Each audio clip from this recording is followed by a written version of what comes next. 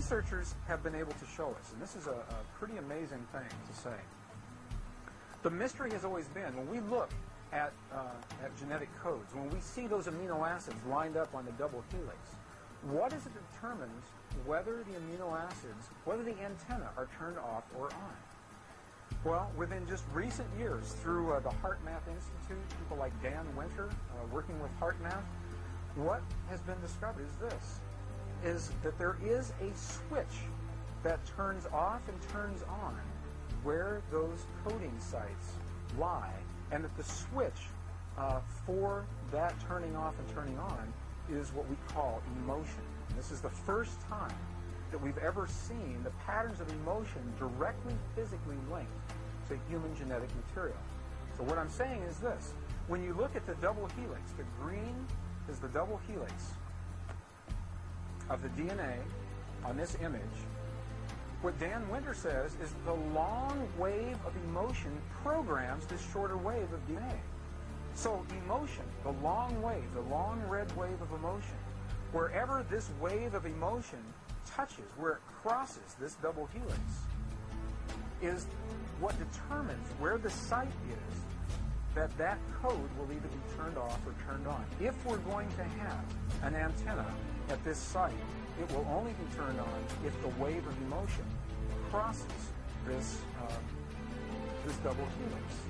Well, this is really interesting for us because two things. First of all, the waves of emotion, researchers have determined that you and I are primarily capable of only two emotions, many derivatives of those emotions, and two primary emotions, fear and love. Fear and love.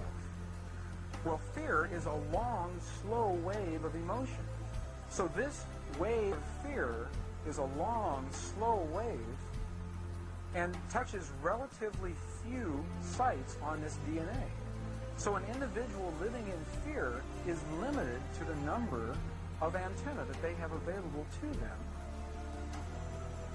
Whereas an individual living in the pattern of love, this is love in DNA. You can see it's a higher frequency, shorter wavelength. We have many more potential sites for coding along that genetic pattern.